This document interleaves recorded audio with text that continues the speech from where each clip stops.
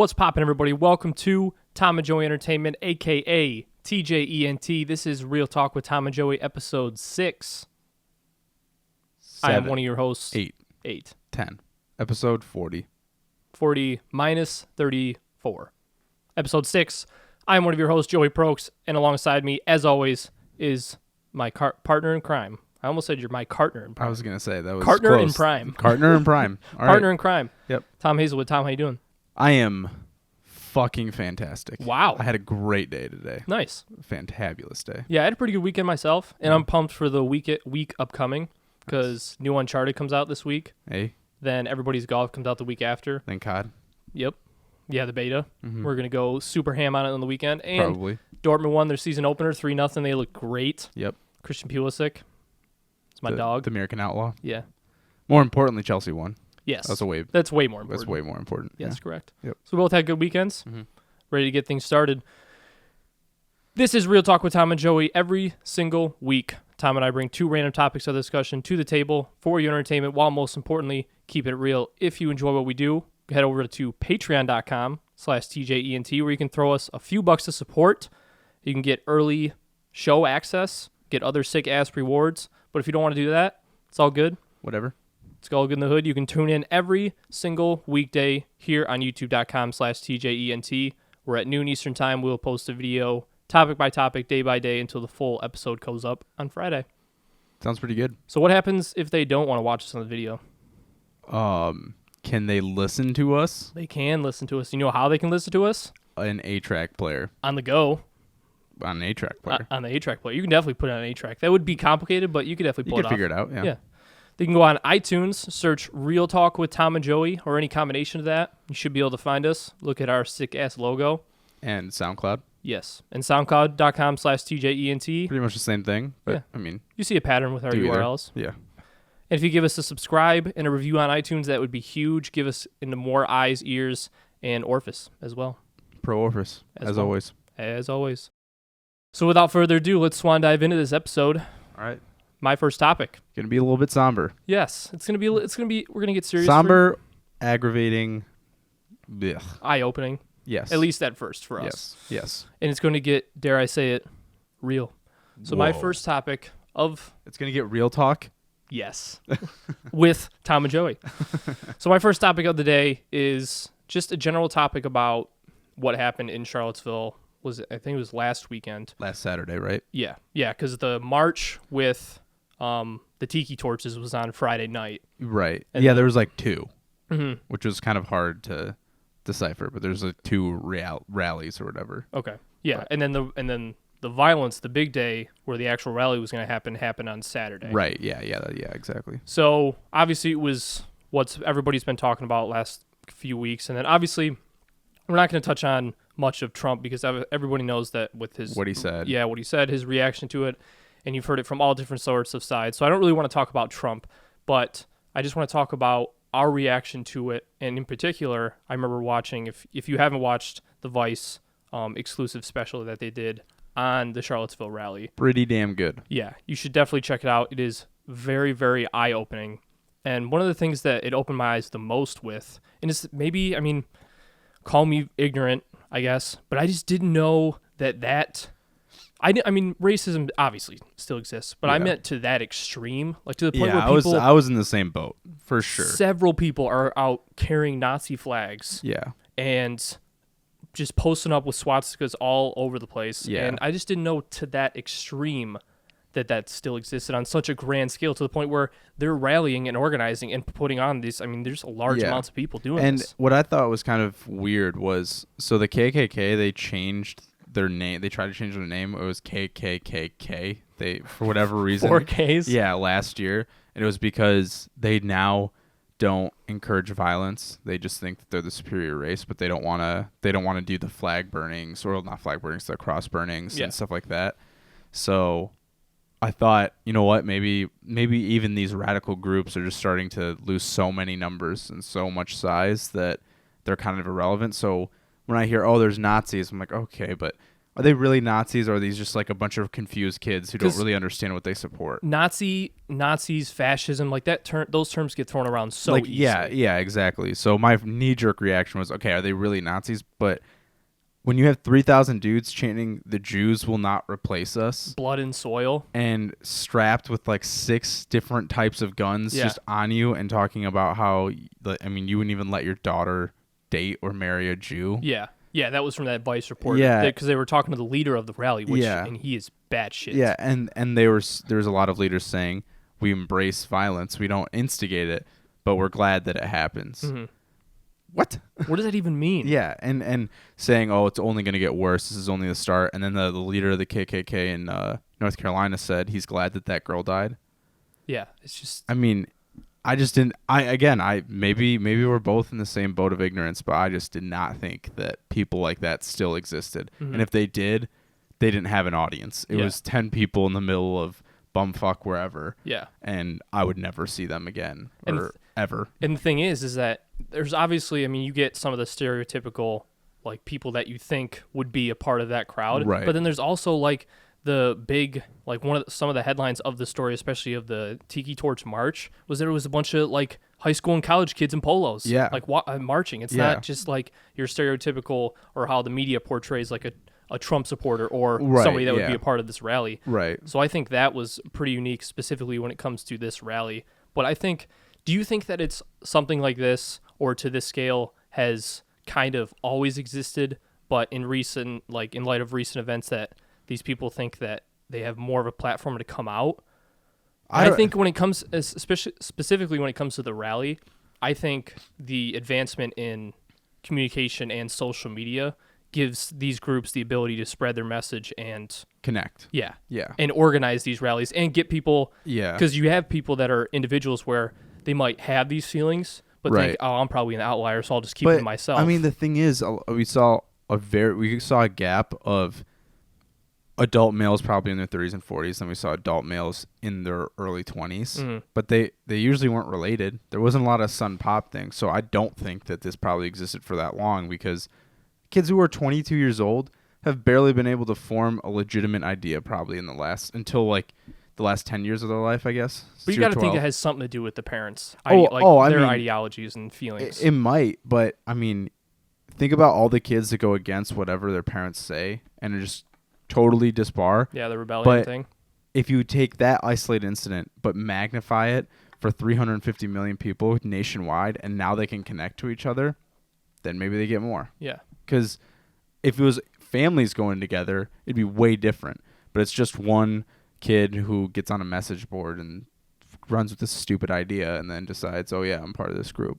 I don't know. It's horrifying and shocking. That was a rough weekend, to be honest. I mean, we went camping the day it all happened, so I didn't really pay attention to it because I woke up the next morning, I was like, holy shit, you guys Yeah. see what's going on. Yeah, and I mean, we didn't have service, so No. we didn't chime in or tune in at all. Yeah. So I don't know. It's gross. It's so damn disgusting. Yeah. And I can't wrap my head around why all of a sudden. It seems so spontaneous. Especially such on a grand scale like this. Yeah. Like such a big rally, and such like a big enough rally to the point where this type of violence would result.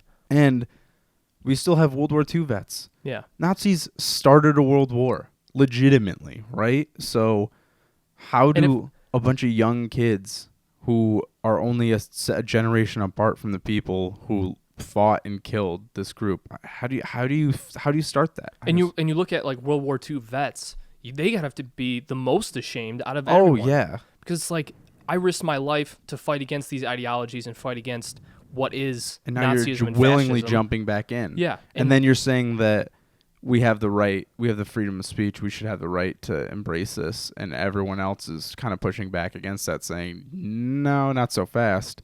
But they don't see it that way. It's just, I don't know. It's so weird. It's really weird. Yeah, I mean, piggybacking off of that, you mentioned freedom of speech. Another thing I wanted to talk about when it comes to, I mean, it's obviously referencing Charlottesville because it's the result of what happened in Charlottesville.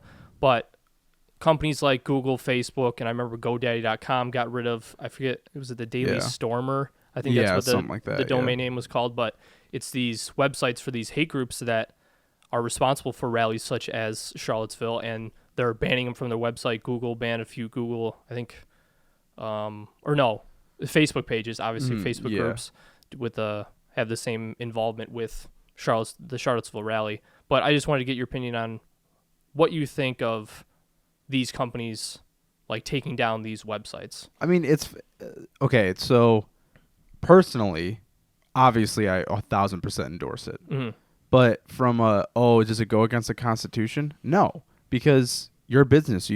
If you're going to take the position of I have the freedom of speech, I have the freedom to say the things that I want, that doesn't mean that you have the right to use a business's platform however you want it does unless they put rules in place. If you don't like it, then start your own Google. You can't have both. The idea of freedom of speech is honestly kind of a little bit, it's kind of an oxymoron, because I can say whatever I want, but I also have to be willing to deal with the ramifications. Mm-hmm. Google is a business. They have a platform that people use. If they decide that they don't want certain things in their business, don't they have the right to say, no, you can't be in it? Yeah. Well, I mean, there's no infringement on someone's rights because they're still a company. They still get to make their own decisions. If they want to do the same thing for other groups, to me, it's the same thing. If Google tomorrow says, you know what, screw it, we don't want PETA on there, fine. Yeah. That's fine. That's your right as a business. If Twitter wants to, get rid of Milo Yiannopoulos, fine. That's their right. They started the company. They put up all the capital. You don't like it. Start something else. Start something else. And maybe you do have a base, but in this case, you don't. You have 3,000 jerks and losers who decide they're going to rally. Okay. But that's not enough to get a new Google started. Mm-hmm. So shut up. Yeah. Stop being whiny. Like this isn't infringing on your right as an American. No one is forcing you to use one thing or the other. You still got to march and make your speech, and guess what? You weren't arrested. Yeah. And I think specifically when it comes to like the freedom of speech argument, when it comes to like comedians making jokes and then getting chastised for it or then getting banned because of it, or what was the other example I was thinking of? I can't think of the other example I was thinking of, but just in that case, the difference is that these hate groups and these hate websites are instigating these type of rallies where this violence is type of occur. Right. They're not instigating and coming out and saying, hey, go ram your car into the group of counter protesters, but they're instigating this type of violence to the point where they're putting people in that situation that if there's one screw that's a little loose, that something like this could happen. And I mean, at the end of the day, it's just like we're trying to rationalize Nazis and KKK Klan members. Yeah. Why? For me, I mean, I probably have I would hope not, but I probably, for some people, take it a lot more sternly than most people do. Mm-hmm. But I don't want them here. And I don't think that they deserve to have a platform because they forego that by instigating violence against people based on something that shouldn't matter to anybody. Yeah. But the foundations of our society are just, you do what, like for me, I believe that you have the right to do whatever you want as long as you don't you can't hurt or influence someone else's life. I couldn't care any less about what other people do if it doesn't impact my life. But you going out and saying the Jews will not replace us, you going out with your tiki torches saying that blood and soil, giving the Sig Heil, saying Hail Victory, that's infringing on other people, saying that they shouldn't be there. But the people that are actually doing the protests, they're the ones that shouldn't be there. So I think they're a bunch of whiny snowflakes, if you want my honest opinion. There you go. I mean, you want to be so sensitive that you need to get your little posse and get your stupid tiki torches, go for it, man. But guess what? When the internet found out who you were and ridiculed for it and they got all pissy about it, welcome to the club, man. And meet your maker. Yeah, and there's a difference between, like, because you have some of these speakers where they're getting shut down at, I mean, the most common example nowadays is college campuses where certain speakers would go. Which is lame, too. Well, the thing is that there's a difference between political ideologies and political beliefs and values and, like, Nazism. Because I remember especially, I mean, your alma mater, Michigan State, they shut down Richard Spencer from coming down and speaking. And I think that is something that I approve of because that's that's spreading a different type of ideology. If it's Yeah. like, let's for example, like Ben Shapiro or Or something. Ann Coulter. Yeah. Because they out in Berkeley, they had both their speeches canceled, and that's stupid. Yeah, and that I do not support. Because that's on the flip side of all of this. If we're going to take the other spectrum here, we have a bunch of liberal arts schools that are also doing a horrible job at anyone that has a viewpoint that's like different than mine is the devil and they can't be heard. Yeah. Which is stupid. And like you said, to your point, Ben Shapiro, Ann Coulter, Molly Yiannopoulos, I'm trying to think of anybody else who had a big controversy with the speech. Those are the big three, though. Yeah. They come in and they're just presenting their political beliefs. But they aren't going there with pitchforks and torches and saying these ridiculous ideologies. They're just saying, we're on the more conservative side. This is why we think this is. Yeah. Why wouldn't you listen to that and then strike up a conversation? That's opening up a platform to find a mutual agreement or mutual disagreement, but we can at least be civil and talk about it. The inappropriate way to handle that is to start your own riots and your own protests and rallies where you're sitting there with the pitchfork saying, oh, we don't want him to speak. He's gonna talk. You're really that threatened about someone talking at your school? Yeah. That's insane. And even like when I listened to Ben Shapiro was on with Joe Rogan, and then I think I listened to Milo Yiannopoulos' interview with Joe Rogan, and then also Milo's interview with Dave Rubin. And it's to the point where I listen to some of these guys, and they almost open my eyes in some like situations and some like discussions that are being had, especially nowadays.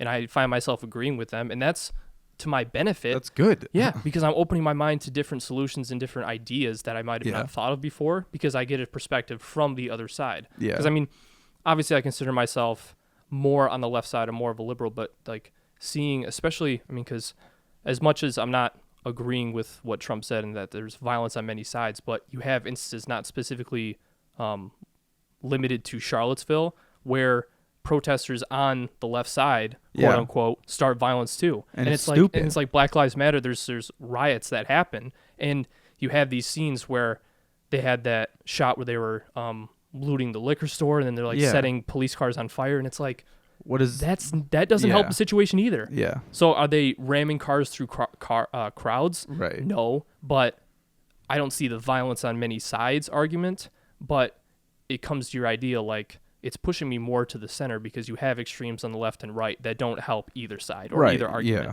And I mean, we'll beat it to death, but there's nothing wrong with hearing about other people's life. Even someone that works for HBO, works on Vice News, says, you know what, I'll sit down and listen to the leader of the Nazi rally. And I'm glad she did. That is fine to open up that dialogue. But with these groups, there's just no coming back because we just did like the leader of the KKK, David Duke, who I'm assuming he's like the president, right? Former Grand Wizard, whatever Grand it was. Wizard, yeah. And or whoever it is now, and the leader of this Nazi movement, whoever his name is. If I'm sitting across the table, we fundamentally disagree on something that I hold very valuable, which is just do quality whatever. of life. Yeah, pretty much. And that fundamentally is such a. There's no common ground there. Yeah. We could agree on everything else besides that, but the fact that we won't because it's a trickle-down effect. You fundamentally disagree with the equality of life for everyone that's here, and I can't get behind that. And whether or not you want to interpret the Constitution and the Bible your way, that's fine because both of them are religious groups. Okay, that's fine. You can do that. But I will never be on board with that, and we're never going to get anywhere. Yeah, and you mentioned that, and I piggyback off of what I said when it comes to listening to the other side and having that be to my benefit. It gets to a certain extent where it's like you said, you can't even sit down in the same room because nothing you say will be to my benefit because I disagree so wholeheartedly with what you're saying and what you believe in because the core values and the core beliefs are so different that it's just like we're never going to relate or compromise on any issue whatsoever. Exactly. I mean, this sucked. This really sucked. It was really sad to see. And I will say this. There's obviously a lot of talk about race and racism in general. I mean, do you think race relations in general have gotten worse? Or I mean, because my opinion is that race relations have not necessarily gotten worse, but the magnifying glass on it and the spectacle of social media and the media in general have just made it such a it shedded such a gigantic light on it that it's like it's always existed, but now we're actually hearing about it and reading about it and seeing it. It's really tough, and this is something that I remember talking to someone about. I mean, we grew up in northern Michigan, very non-diverse town. Yeah. Right? Mm-hmm. We don't, especially for northern states in general, there's a lot of very non-diverse small towns who were in the north, fought on the Union side. So throughout history, we didn't really see as much of the, I guess, implications or the the horrendous stuff that happened to African Americans in the South. It didn't exist in our town ever. Mm-hmm. And I mean, for us to view all the things that are coming through social media, I don't know about you, but when it first started to really unravel, I almost couldn't believe it because I've never seen something like that. Yeah. And it not on such an grand scale. Yeah, and it just didn't register, but it's just because I grew up in a town where that didn't happen. And I think you have a lot of people that are in that same boat where they go, well, hold on now. Everyone in my town is treated with respect and properly. Mm-hmm. And I'm open to the idea that I understand that just because my town does it the right way, whatever, it doesn't mean that it doesn't happen other places. So I feel like there's more of a movement to show people because they have to sort of convince people who haven't seen it before that this does go on. But how you show people is so damn important. Yeah. You can't flip cop cars over and throw cinder blocks through storefronts and set things on fire. It's because that's your community that you're damaging. Yeah. A community that most likely stands behind you and supports your cause and the general message of what you're trying to push. Don't shoot your foot before you walk forward. Yeah. And it's just, boom. I mean, quote it up. It's really tough because I don't know what it's like. I just don't. And I don't think that, I mean, I know I never will, but I'm totally game to open up and hear what people say about how they've been persecuted, blah, blah, blah. But we haven't experienced it, and we don't have that direct line. So I understand that there's a fight out there, but I'm like you in the sense that I don't know how long it's been going on because I never knew it was going on. Yeah. And so maybe the magnifying glass is magnifying a problem that's been there the whole time. But I would never know. Well, and then you have the counter argument to that, but the thing is that I would say would be, to a certain extent, we don't have the experience of dealing with the persecution that someone would deal with on a daily basis. Right. But I think the general rationale of maybe I don't even need the experience to know that if something like that happened, I wouldn't go and flip over a cop car and loot a liquor store. Yeah, for sure. It's very. The thing is, it's a dark issue and it's controversial, but I don't think it has to be so tenacious because I think that we have a small group on both sides who are acting like dicks. Yeah. And so far left and so far right that the majority of people are just like, I don't want to be on either side. I don't want any part of. I just want everyone to just get along. Yeah. And I think the majority of people now are in the boat where true equality for them is just, I don't care if you're black, white, Hispanic, Asian, whatever. Yeah. No one cares. No. But I care what kind of person you are. Yeah. Because that's the only thing that should matter. Yeah, exactly. And I think if you're an asshole, you're an asshole. I'm a big proponent of the idea that race relations have never been better because we don't have Jim Crow. Yeah. We don't have slavery. We have had a black president. Mm-hmm. We've had is someone on the Supreme Court. We've had an African American Supreme Court justice, right? That I do not know, but I know there's a Sotomayor. Yeah. She's Hispanic. Oh, yeah, Supreme Court justice. Yeah, I mean, still, it takes time to get we're a melting pot now, and it's going to take time to get the first of every race, first woman as president. Yeah. I mean, it almost happened. Mm-hmm. It'll happen. It will probably happen one day. I'm assuming it'll definitely happen in our lifetime. Yeah. So I think all these sort of social issues are heading the right direction because most people are just like, just do whatever the fuck you want. I just don't don't hurt me, my family, or influence my life in a negative way. Yeah. And we're good. Yeah. We're good. What do you think about them tearing down like Confederate like monuments, like the statue of Robert E. Lee? I know. And another thing, South Carolina, that was before the election. They removed Confederate flags from their governmental buildings. And my thing is, especially with Confederate flag in general, or like specifically, is that people say that it represents heritage, but the symbol of the Confederate flag was designed and created because of their secession from the United States. And the reason, one of the biggest reasons of the secession is because of slavery. So it's like, I guess to a certain extent you can claim the heritage argument, but it's more so to the extent that it represents slavery and it represents that ideology and that belief that it should still, maybe not should still exist, but that ideology of having superior power and the other race being inferior, that's more so of what it represents rather than the heritage of the United States. I think a good compromise, why don't we just open Confederate museums? So then you can keep your statues, and if you want to be part of your Well, heritage, they shut down that Confederate museum in the South not too long ago. Yeah, but that was one. I'm talking like a historical museum, kind of like the Holocaust Museum in D.C. They kept a lot of swastikas. They kept, German Rugers and stuff like that. Mm-hmm. I think it's a good balance of, okay, the people who are saying, oh, I want to preserve my heritage, guess what? It's all on display. You can go read about it all you want. But then the people who are saying, listen, this flag represents slavery in the darkest time in U.S. history. It's not a part of our society. Let's not go back there, but remember what happened. Yeah, you know what I mean? Yeah, put it on an exhibit in a museum like the Holocaust Museum, because it's not putting it in an exhibit in a museum and like saying this is what we're proud of the heritage. It's learn from it, be educated about what happened. Yeah. Don't be ignorant when it comes to this situation. These are the people that, because Robert E. Lee was a great general.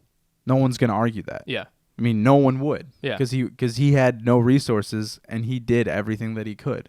But I don't agree with his stances on slavery. I don't think that should be that controversial of a stance. No. So why not put him in a museum and you can say these were all the accolades he got, these were all the things he did, but he did it in the name of slavery, and someone reads that and goes, wow, okay, so this is part of the South. I'm from, let's say, Georgia. This is a part of our history. This is what happened. Let's not go back there, but let's remember what happened. And it's funny because I had a class on just like the causes of the Civil War, what led up to it, what went on during it. And it's funny because one of the biggest things that I learned from that class was that if the heavy hitters that were involved in that discussion on either side would have approached the situation diplomatically like we're proposing, then a situation like the Civil War could have been avoided, because you look at the biggest reason why the Civil War happened was because the South wanted to keep slavery and the North wanted to abolish it. But the thing is that what Abe Lincoln was all about was abolishing slavery, and cutting it out. No recollection, no reparations for the South, just cutting it out. It's no longer legal. It's illegal everywhere, countrywide, right away. But the thing is, if they would have just sat down and talked to each other and diplomatically, maybe Lincoln would have proposed phasing out slavery. And it's like, you can keep it. It won't expand to the new territories, because that was another big deal. So it won't expand to the territories, but we can phase it out of certain states so your economy doesn't crash and burn. Right. Because that was the South's biggest argument. But if they were to just approach the situation like that way back in the day, it relates to the situation that we talk about now. Yeah. I do find it interesting that we talk so much about race, and I feel like a lot of other countries don't. Yeah, right? I was thinking about that earlier today. Because I had a friend who was from England, and he was talking about the news, blah, blah, blah, and I remember talking to him, and that issue just never really came up. I feel like immigration would be more on the level of what I feel like race is magnified in the U.S.